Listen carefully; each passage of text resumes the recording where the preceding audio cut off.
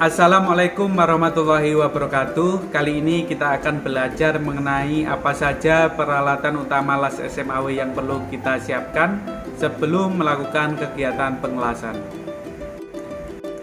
Las SMAW sendiri adalah proses las listrik yang menggunakan elektroda terbuat dari metal dan terbungkus oleh material yang disebut flux. Oleh karena itu, proses las ini biasa disebut shielded metal arch welding atau SMAW.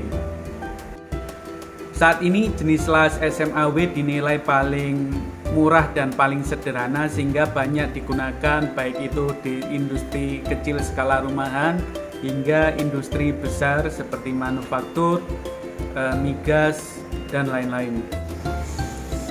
Untuk peralatan las SMAW ini dibagi menjadi dua kategori.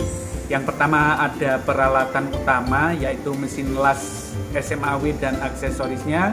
Kemudian yang kedua ada peralatan bantu yaitu terdiri dari meja kerja, gerinda tangan, tang panas, chipping hammer, sikat baja, dan sebagainya. Nah, untuk video kali ini kita akan membahas lebih dalam hanya pada peralatan utama las SMAW saja. Nah, seperti yang terlihat pada gambar, mesin las SMAW dan aksesorisnya ini terdiri dari 6 peralatan. Yang pertama ada mesin las SMAW itu sendiri, kemudian yang kedua ada kabel daya, yang ketiga kabel elektroda, yang keempat tang las, yang kelima kabel massa, dan yang terakhir atau yang keenam adalah tang massa. Nah, yang pertama kita akan membahas mengenai mesin las SMAW.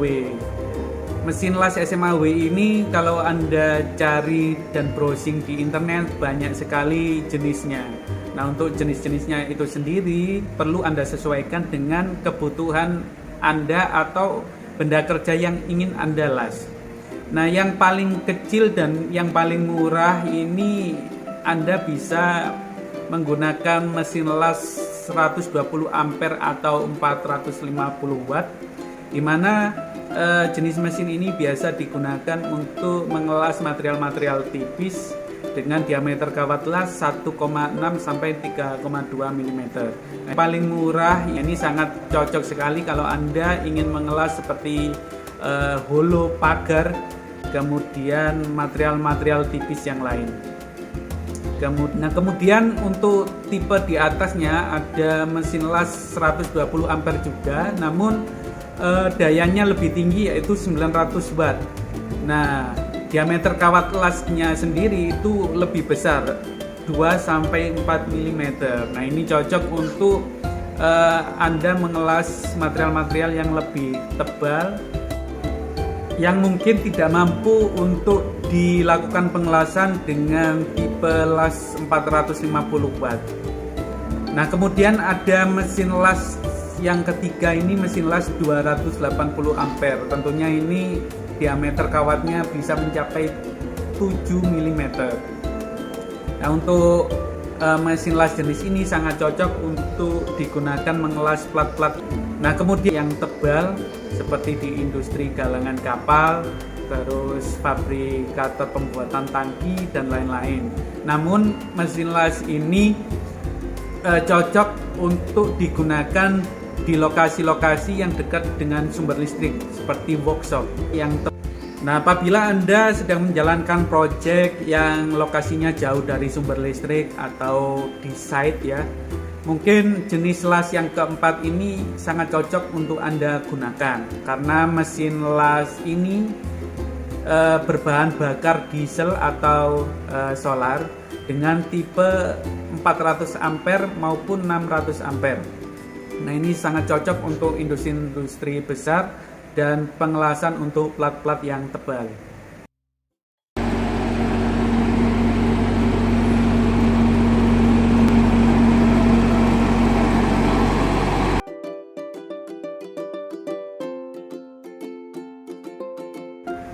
Selain itu, dalam pemilihan mesin las SMAW, Anda harus memperhatikan polaritas mesin itu sendiri.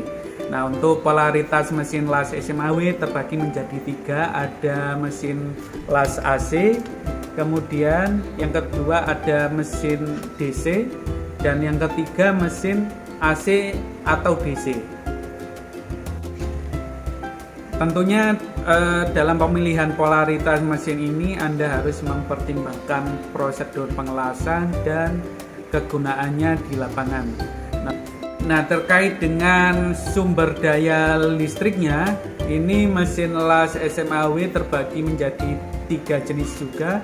Yang pertama ada satu fasa, di mana dayanya membutuhkan sekitar 220 sampai 240 volt. Kemudian ada 3 fasa, di mana sumber listriknya membutuhkan tegangan 380 volt.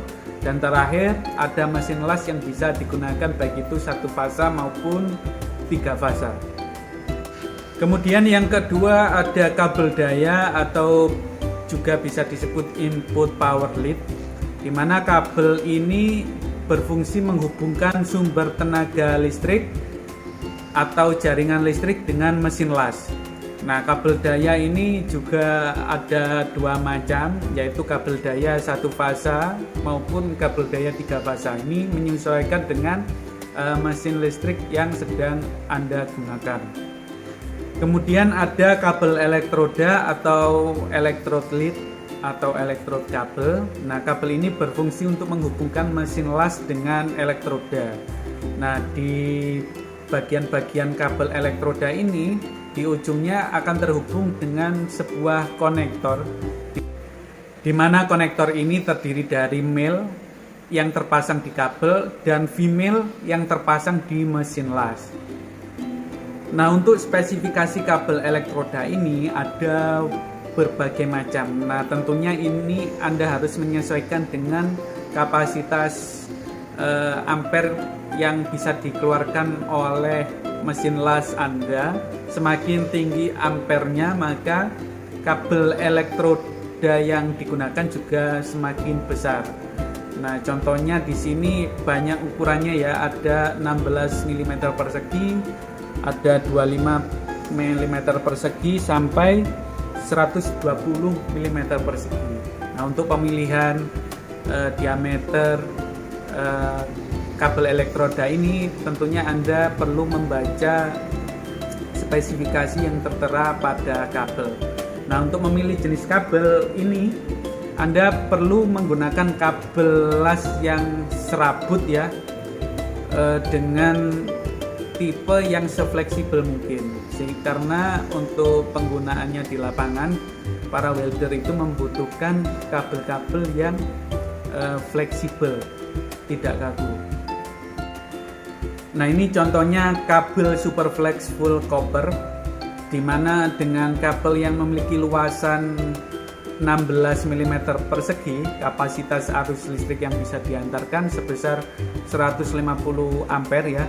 Kemudian untuk yang terbesar di sini ada luasan 95 mm persegi dengan kapasitas arus yang bisa diantarkan sebesar 600 ampere. Nah, ini silakan Anda pilih sesuai dengan kapasitas mesin las yang Anda gunakan.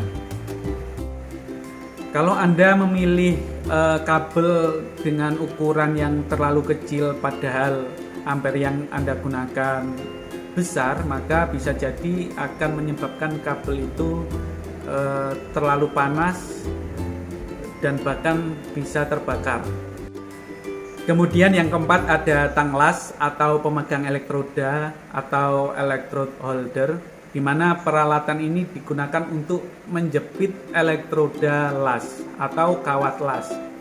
Nah, tang las sendiri banyak tipenya, ada 200 ampere, 300 ampere sampai 1000 ampere. Nah, di dalam tang las itu sendiri biasanya terdapat sekun yang berfungsi untuk menghubungkan tang las dengan kabel elektroda.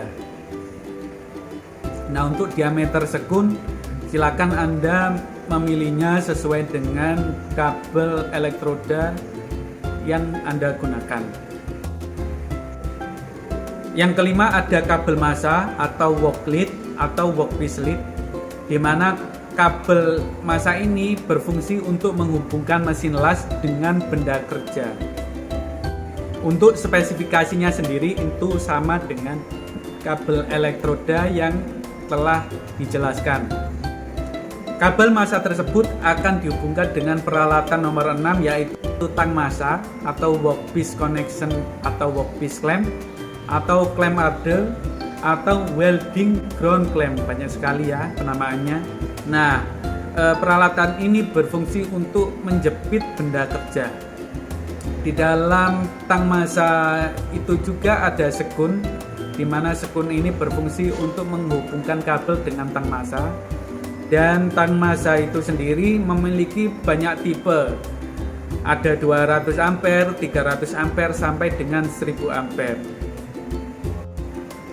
Selain tang massa yang bentuknya seperti klem itu ya, ada juga klem massa yang terbuat dari magnet.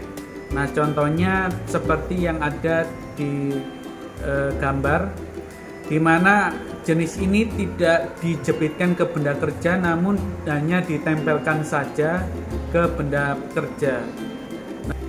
Nah, klem massa magnet ini di pasaran ada 2 jenis, di mana jenis pertama itu ada single magnet. Kemudian jenis yang kedua ada double magnet. Nah, silakan bila Anda ingin menggunakan klem massa jenis ini, sesuaikan dengan kebutuhan Anda.